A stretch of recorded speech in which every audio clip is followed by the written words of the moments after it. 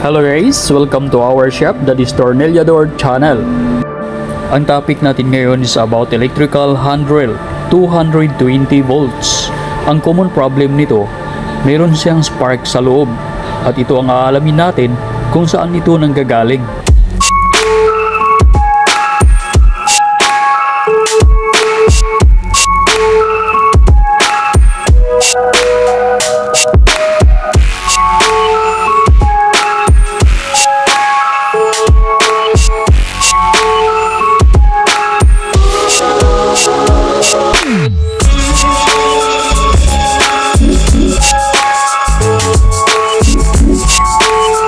Okay guys, nabuksan na natin. Ang una nating ilabas dito, itong armature. I-check natin ang physical condition, pati na ang commutator terminal. Kung wala ba itong damage.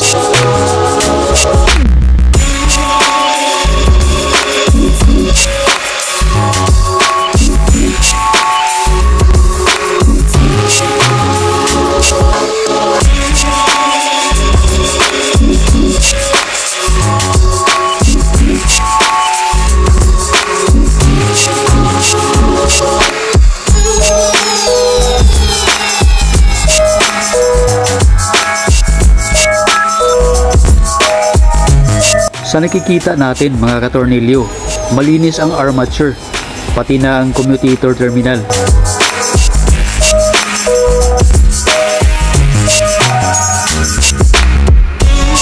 Pero ang stator coil, mayroon siyang dark spot. Halatang dito nanggaling ang arcing ng kuryente na nag-spark sa carbon brass. Common problem na ito mga katornilyo sa ating mga handrail.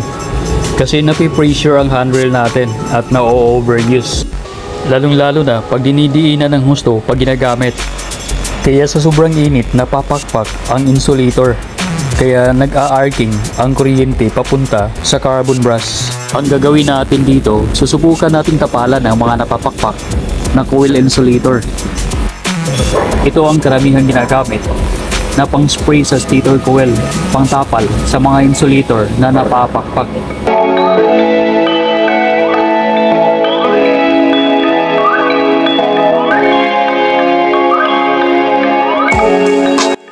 Okay mga katornilyo, ito yung portion na dapat nating tapalan ng husto.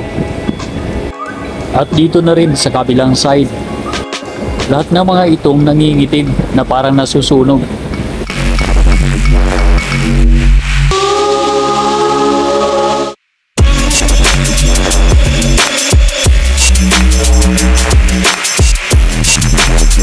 At kung wala naman tayong reed insulating varnish, pwede tayong gumamit ng Loctite epoxy.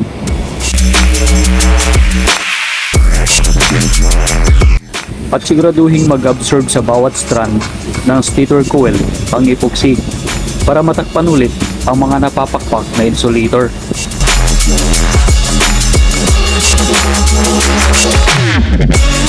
Pero guys, ang paggamit ng epoxy, hindi ito pang matagalan, pang madali ang repair lang ito. Ang advisable talaga na gagamitin is yung reed insulating varnish.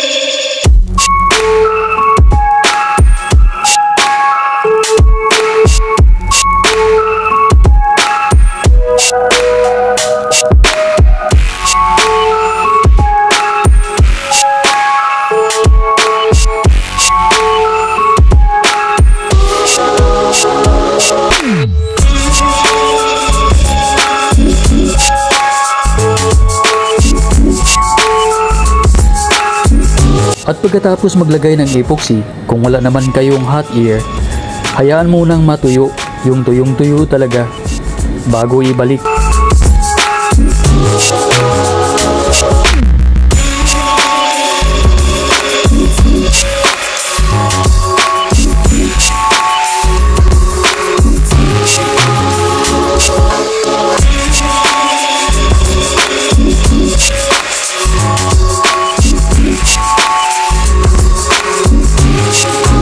At bago ibalik, lilinisin muna natin ang commutator terminal gamit ang steel brush o kahit anong matitigas na brush.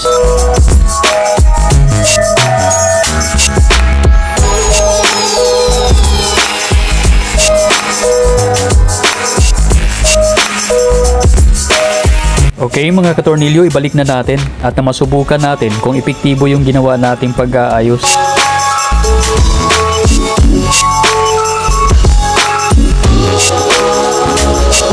Pero mga katornilyo, paalala lang, huwag niyo akong gayahin na ang ginagamit ko, epoxy. Ang gamitin nyo, yung red insulating varnish talaga, dahil yun ang dapat. Dahil pang instant repair lang ang epoxy, kapag wala ka talagang ibang magagamit.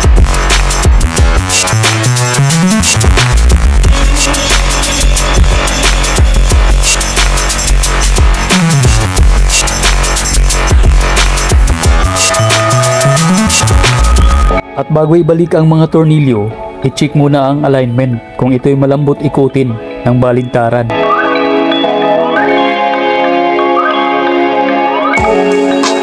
Bago natin ibalik ang lahat ng mga tornilyo, titisting muna natin baka hindi epektibo yung ating ginawa.